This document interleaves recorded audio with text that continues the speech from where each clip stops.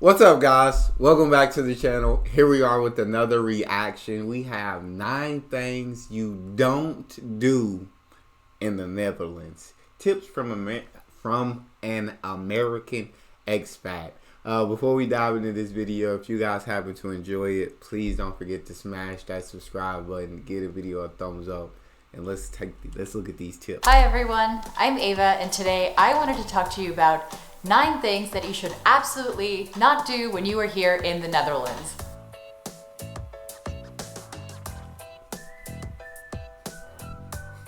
So I wanted to make this video because, of course, when I would first visit the Netherlands as an American tourist, before I graduated to the level of an American expat, I definitely made a few little faux pas here and there. And I wanted to add a few other mistakes to this list that maybe I haven't made personally, but I think I've seen other tourists or other expats make these mistakes. I wanted to help those of you out who are less familiar with Dutch culture than I am, and I'm not that familiar with Dutch culture. But for those of you who know way more about the Netherlands and the Dutch than I do, why don't you comment below on the things that I've mentioned in this video or anything that I've left out to help those who might need it.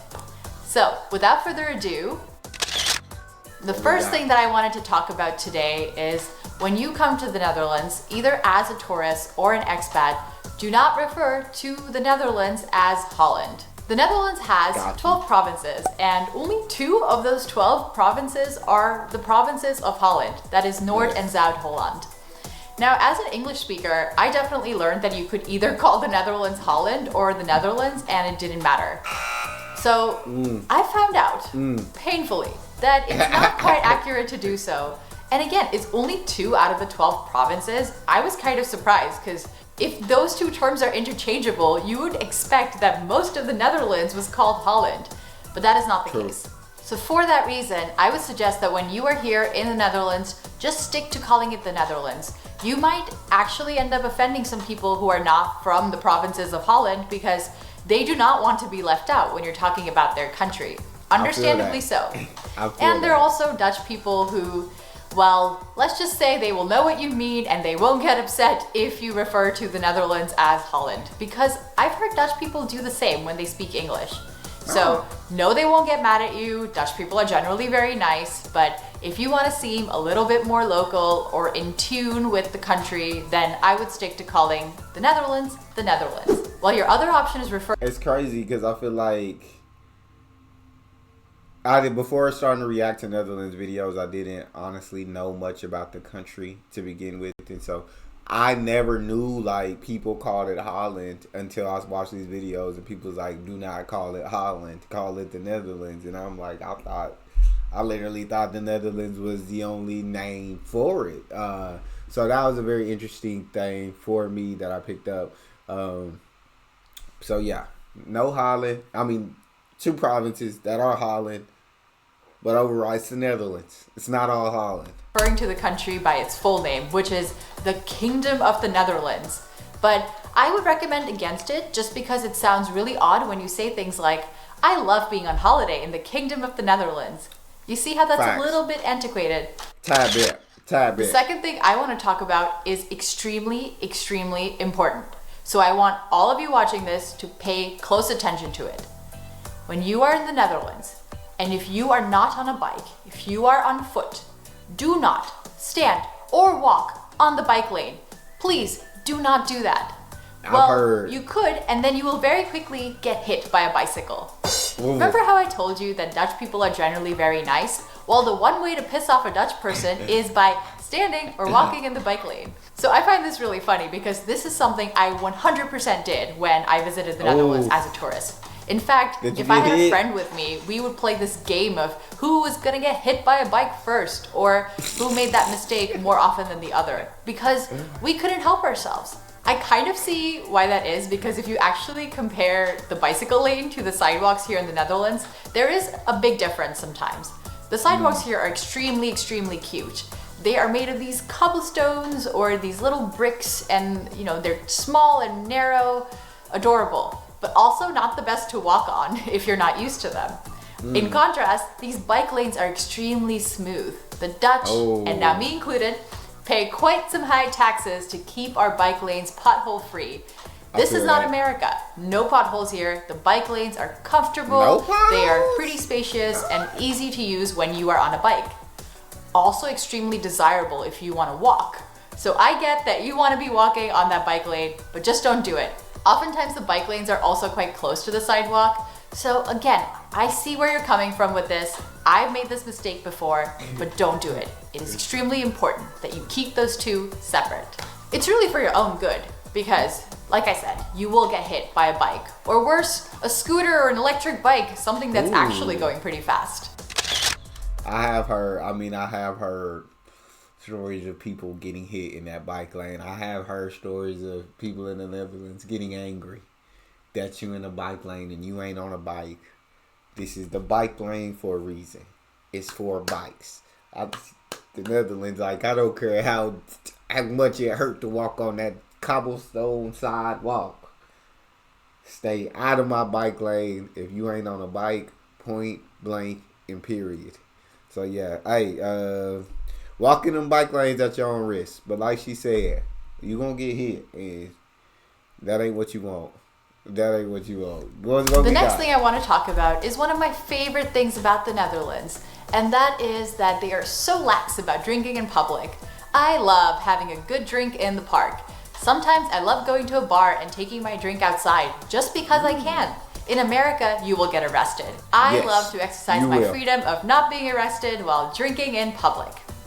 However, something you should not do is when you are drinking in public, be very loud and obnoxious at the same time. I have not done this personally. Yes, I've drunk in public, but while you're drinking, do not be loud and obnoxious. Maybe I was loud and obnoxious, because I'm American, and as a virtue of being American, I am extremely loud and obnoxious. But I wasn't, being very chaotic on the street. Oftentimes, especially in Amsterdam, I've seen tourists. I'm assuming they're tourists. There's some telltale signs. But oftentimes I've seen tourists, especially in Amsterdam, walking around and being very loud and actually being extremely disruptive to the people who live there. When I lived in Amsterdam and I would commute from work back to my house, in that short distance, I might have encountered like 20 bachelorette and bachelorette parties on a given evening. I honestly didn't even know you could have that many bachelor or bachelorette parties at one time, in one time and space. I mean, haven't these people heard of the divorce rates? But okay, jokes aside, I have firsthand experience how hard it can be when tourists are, I understand they're having a good time, they're having a party, but it is so disruptive if you just live there and you're just trying to get home from work. So if you are visiting the Netherlands and you are a tourist and you have a good reason to celebrate, just keep in mind that there are people who live there and they're just trying to, cross the street without running into one of you. I love how now I can talk about tourists very separately from my life, which is the life of an expat, but I also feel like this is important because many expats I've talked to, and myself included, feel like some of the tourists are out there giving us a bad name. No, we are very different from tourists. And also, if you're a tourist, there's nothing wrong with that. I was once one of you too. Yeah, I would say Americans we're a loud group of peoples. But I understand the difference between just being loud, sober and loud, and being drunk and loud and obnoxious. Yes, that's about if you're drunk, if you don't know how to handle your alcohol. I understand you want to have a good time. I understand you want to have fun. You're on holiday. You're on bachelor party. You're there to have a good time, but take into consideration other people as well. Take others in. No, you being loud and obnoxious and drunk is not cool. It's not cool. If you're going to be loud and drunk and obnoxious, do it in a place where it's okay to be loud, drunk, and obnoxious, but don't do it just out in the streets or out in public. Let's continue. Did you notice how I talked about the problem of tourists being very loud and obnoxious in public as something that applies to all of the Netherlands when it's really a problem that mostly applies in Amsterdam, even if it might happen in the rest of the country on occasion? Yeah, so don't do that. Do not talk about Amsterdam as being representative of the rest of the country. I feel that. Because Amsterdam is so popular, I find that sometimes, and I did this too, people refer to things that apply to Amsterdam and assume that it applies to the rest of the country. So they talk about things that happen in Amsterdam and assume that people across the Netherlands feel the same way or experiencing the same things. The city life, especially in Amsterdam, can be very different. And I know I did this myself too, where I wasn't explicitly talking about Amsterdam in reference to the whole country, but it was implied in what I was saying. So when you are here, and especially if you are living in Amsterdam, one thing to keep in mind is it's not necessarily the case that what people are experiencing in Amsterdam holds true for the rest of the country. So if you want to not offend any locals, I would recommend you don't do that. Of course, unless you're speaking to someone who lives in Amsterdam, then they probably think the same as you do. There you go. Number 5 on this list is Amsterdam do not take pictures of the sex workers in the red light district. Now, I have not done this myself, but I have seen others doing this, and don't do it because it is disrespectful, and second, it is so annoying. These people are just trying to do their jobs. Imagine if you were at your place of work and people were taking pictures of you all the time. So I think that it's not always out of bad intention that people maybe want to take pictures. It could be out of broad interest. Maybe people find this really fascinating that here in the Netherlands, everything is really open, that you can actually go to the red light district and it's not a taboo. But so I think some people maybe want to take pictures out of interest. They want to document their trip or visit in the Netherlands. So even if you are someone taking pictures out of broad interest, don't do it because it is just not respectful. It's not viewed in a positive light by any means. So put your cameras away and take pictures of the lovely canals instead.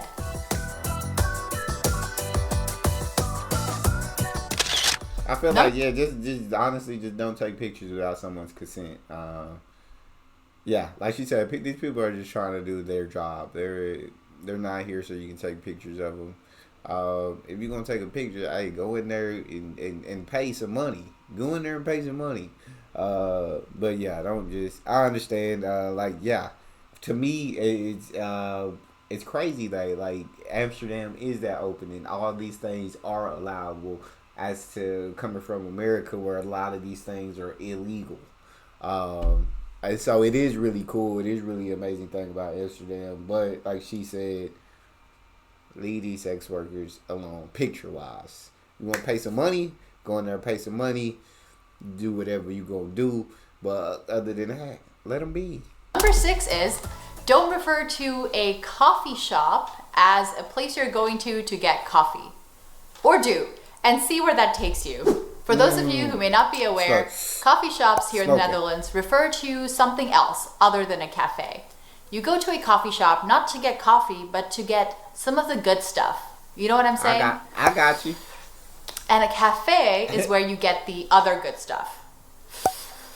There you go. Coffee.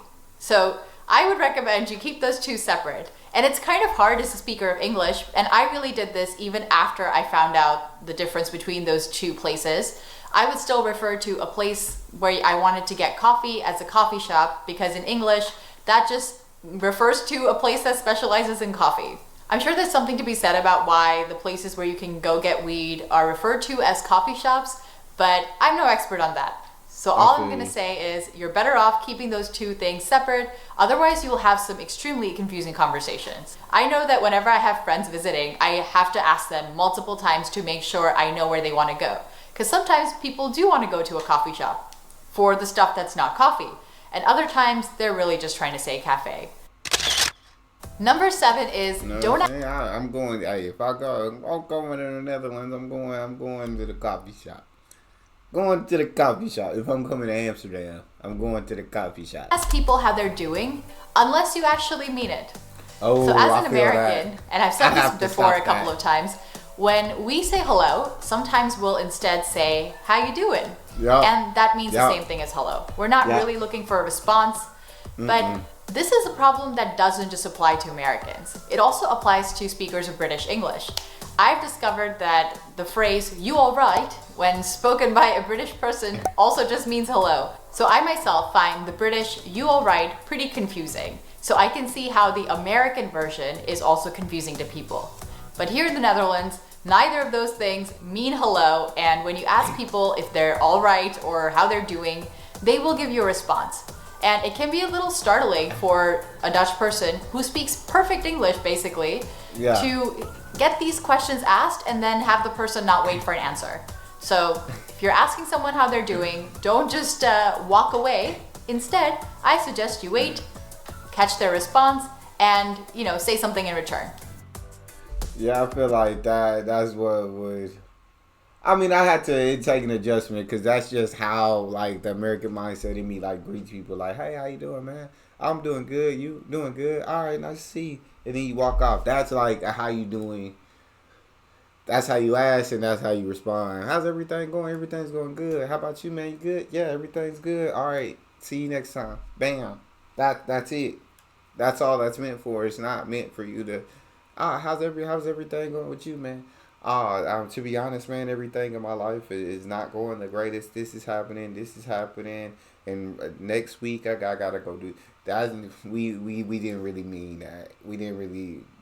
So I do understand how it's confusing though. How it's like don't ask if you don't want to actually know, if you don't want the actual answer. But yeah, it's just a greeting. Number 8 is a mistake I still make to this day. It's something I am having a lot of trouble getting used to, even after a year or something of living here in the Netherlands. And that is, I would suggest you do not ask Dutch people to hang out spontaneously unless you're ready to receive a rejection. Oh. Why is that? It's because Dutch people have very full, busy social calendars. In the US, if I wanted to hang out with a person on a Saturday night, it would really not be weird for me to send them a message earlier that day on Saturday asking them if they wanted to do something later. Facts. Here in the Netherlands, you would be really lucky if you found someone who was free. It's because Dutch people really have their time planned out, their social calendars and schedules full, so if you want to hang out with them, you need to plan weeks, if not months in advance for a weekend date, and a week or two in advance if you want to see them during the week. Yes, I've also found this to be somewhat of a difficulty. Not a difficulty, but I've definitely found that people don't tend to be free even a day or two before you ask them to hang out, even if it's during the week. So if you're from a culture like I'm from the US, where it is really normal to hang out spontaneously, that might be something you have to get used to when you move here. And I feel that, and that's facts. I feel like me at a younger age was all about, hey, what you up to tonight? I ain't got nothing going on. You want to go do this? And I'm down, like Saturday night, younger age. Yeah, I want to get out the house. I want to go and have some fun. I want to go get into some stuff on the weekends. But me now, being a little bit older, having a family, you can't just hit me up. Earlier Saturday, be like, what you up to tonight? Hey, I got plans. If you don't hit me up a week in advance, because I got to be able to move things around the schedule, and I got to let my partner know, hey, this Saturday I'm gonna be hanging with so and so, and we're gonna go do this. So are you gonna be all right with the child? And so me now, just plans have to be made, things have to be put into place in order to hang out Saturday. Me younger could have hit me up Saturday night, and heck, I'd probably, hey, come out. I'm on my way. Let me get dressed. But so I completely understand the Dutch on that one. Finally, the last thing I want to talk about is that beautiful moment when you finally get invited by some Dutch friends to hang out. I have a big tip for you when it comes to those occasions, and that is when you get invited over by a Dutch person, do not be late. Let me explain. In the US, when you have a birthday party or a social gathering of some kind, and let's say you specify a time, like 6 p.m. I will see you at 6 p.m. People could show up anywhere between 6:15 p.m. to 8 p.m. And all of those things, depending on the situation, is considered okay. In fact, there's almost a unspoken agreement that you do not show up maybe the first 15 minutes. There are two reasons for that. One, you can give your host a little bit of extra room time to prepare. And the second reason is that if it's a party of some kind, even if it's a small gathering, people don't like to be the first one there in the US. That is just how it works. Weird. So they prefer to arrive 15 minutes or so later so that maybe they arrive with another person or there are already people there. But here in the Netherlands, 6 p.m. means 6 p.m. It does not mean 7 p.m. or 1900 hours, take your pick. It doesn't even mean 6:15 p.m.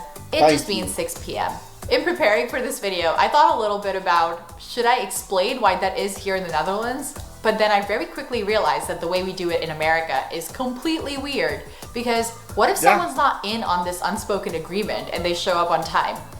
I think it would be a little bit awkward. It would not be unacceptable because that you were technically invited at that time. But it's so funny that as a society, we've decided that we're gonna show up late for very many things. So in the US, we complicate things a little bit, but here in the Netherlands, keep it simple. Show up at the time you're invited. So those are my 9 suggestions for what not to do. I completely agree. That frustrates me to know when time is valuable. And yeah, if the host shouldn't need an extra 15 minutes, you set it up for 6 o'clock. You knew that going in.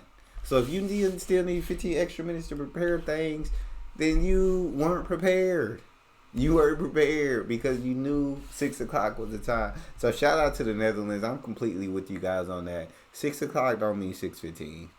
6 o'clock don't mean 6 o'clock means 6 o'clock. Everybody get here. Let's have a good time. The only exception I take is, again, when I was younger, when I was in college, maybe there's party. Hey, party started at 10. We're not showing up till 11:30. Yeah, but that was it. That was it. Everything else, show up on time. It's easy. Do when you are here in the Netherlands. If you have anything to add or any additional comments about the things that I've mentioned, please let me know. I would love to hear from you. And if you haven't subscribed yet, what are you waiting for? Hit that button. Hit it. Absolutely love that. That was fun to get the opportunity to react to. And I just learned 9 things you don't do in the Netherlands. Although I know a couple of them, I still learned some new ones. Y'all let me know what you guys think about this list. Have you guys seen any Americans that have violated the things on this list and it's annoyed you? If so, leave it down in the comment section. If you enjoyed, don't forget to smash that subscribe button. Give the video a thumbs up. Check out the next one. I'll see y'all next time.